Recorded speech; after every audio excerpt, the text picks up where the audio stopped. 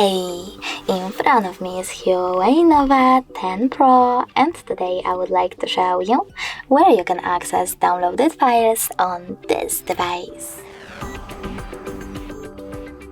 Firstly, you need to find an app called Files and open it.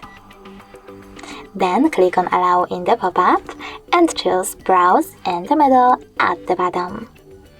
Now you need to scroll down, click on Source, Downloads, Receive Files, and click on Download Manager. As you can see, all my downloaded files are over here. In order to access one, click on it.